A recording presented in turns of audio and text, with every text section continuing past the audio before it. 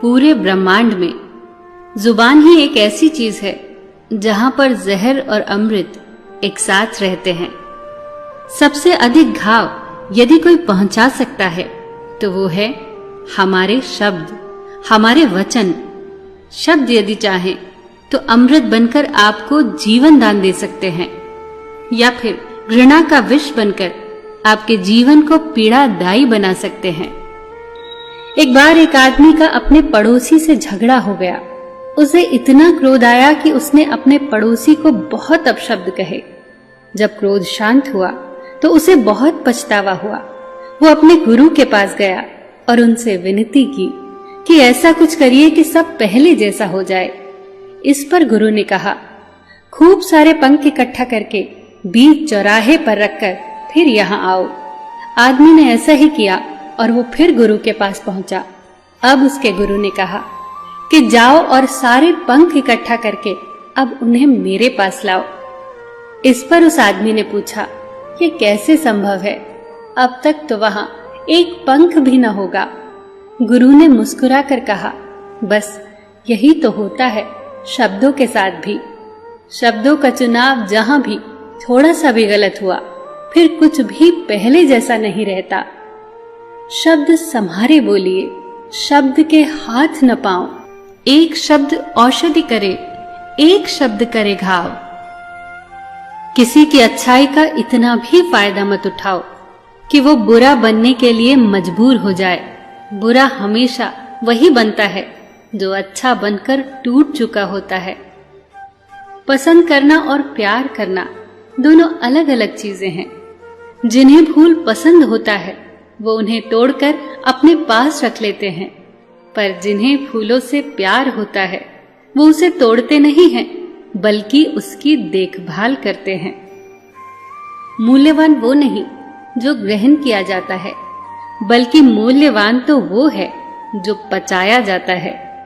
क्योंकि भोजन यदि ना पचे तो रोग बढ़ता है, बात न पचे तो चुगली बढ़ती है, प्रशंसा यदि ना पचे तो अहंकार बढ़ता है, और राज न पचे तो खतरा बढ़ता है। दुख न पचने पर निराशा बढ़ती है, और सुख न पचने पर पाप बढ़ता है। इसीलिए जो भी मिले उसे पचाना सीखिए। इसी में जीवन का सार है। खाली हाथ ही रह जाते हैं वो लोग जो दूसरों की खुशियां छीन लेते हैं। जीवन में जो भी करो पूर्ण समर्पण के साथ करो।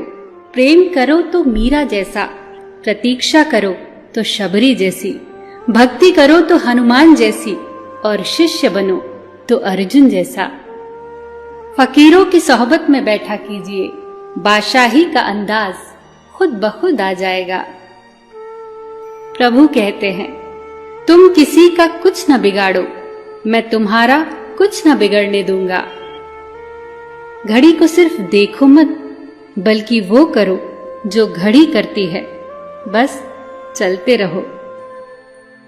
अगर रास्ता खूबसूरत हो तो पता करो कि किस मंजिल को जाता है, लेकिन अगर मंजिल खूबसूरत हो तो रास्ते की परवाह कभी मत करो। वर्तमान से सुख लेने का प्रयास करो। भविष्य तो कपटी होता है जो केवल आश्वासन देता है, गारंटी नहीं। छोटी छोटी खुशियां ही तो जीने का सहारा बनती हैं। इच्छाओं का क्या है, वो तो पल पल बदलती हैं। जीवन में दो लोगों का होना बहुत जरूरी है। एक कृष्ण का जो ना लड़े फिर भी जीत पक्की कर दे, दूसरा कर्ण का जो हार सामने हो फिर भी साथ न छोड़े। और ये अंतिम पंक्तियां आप सभी के लिए। दुआ मिले बड़ों से, साथ मिले अपनों से, खुशियां मिले जग से, रहमत मिले रब से, प्यार मिले सबसे, बस यही दुआ है रब से। सब खुश रहे आपसे और आप खुश रहें सबसे। सबका ख्याल रखना पर अपना भी ख्याल रखना। हमेशा मुस्कुराते रहना, कभी अपने लिए तो कभी अपनों के लिए।